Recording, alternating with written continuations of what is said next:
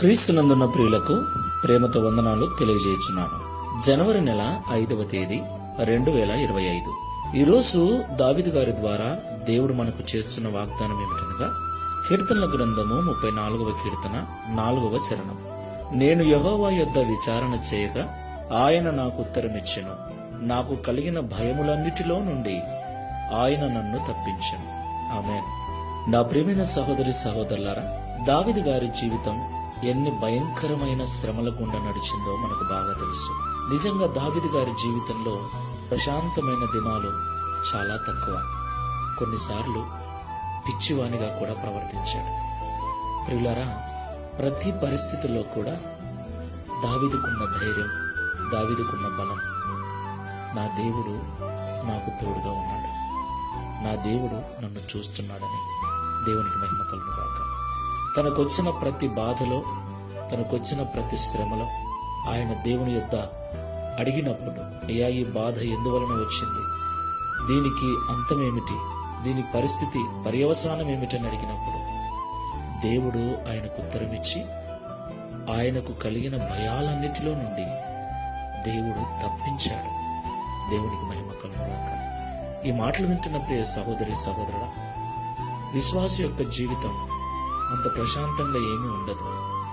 చనిపోయేంత వరకు లోకములో ఉన్న వారి కంటే మరీ ఎక్కువగా శ్రమలు, బాధలు అనుభవించవలసి ఉంటుంది.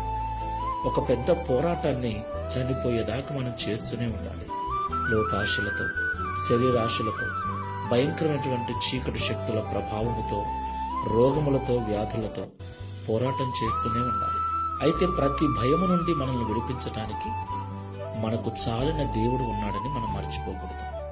దావీదు వలె మనము కూడా దేవుని యొద్ద విచారణ చేసినప్పుడు, దేవుణ్ణి అడిగినప్పుడు ఆయన మనకు సమాధానమిచ్చి మన భయములన్నిటినీ తొలగిస్తాడు. కాబట్టి భయపడక ప్రతి పరిస్థితిలోనూ మోకరించి ప్రభు దగ్గర విచారణ చేయటం నేర్చుకున్నాం. ప్రార్థన చేసుకున్నాం. సర్వశక్తి గల తండ్రి, సర్వాధికారమైన ప్రభువా, మీకు స్తోత్రాలు చెల్లిస్తున్నాం. నా తండ్రి, దావీదు గారి జీవితమును మరొకసారి మా ముందుంచినందుకు స్తోత్రాలు. నిజమే తండ్రి, దావీదు గారు ఎన్నో బాధలు, ఎన్నో శ్రమలు, ఎన్నో ఇబ్బందులు పడ్డాడు. శాపనార్థాలు వినవలసి వచ్చింది.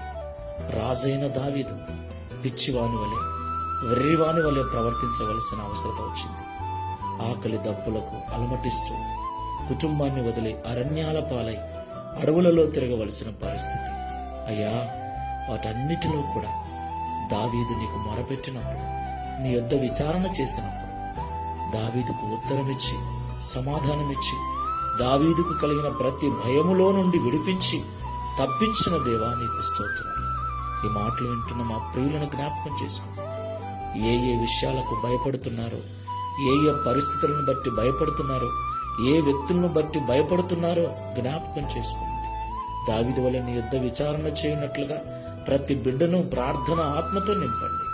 తద్వారా వారికి కలిగిన ప్రతి భయము నుండి విడుదల కలిగించి దావీదు వలె మేము కూడా సాక్ష్యం ఇచ్చినట్లుగా సహాయం చేయమని యేసు నామములో ప్రార్థిస్తున్నాము తండ్రి. ఆమేన్. Praise the Lord. God bless you.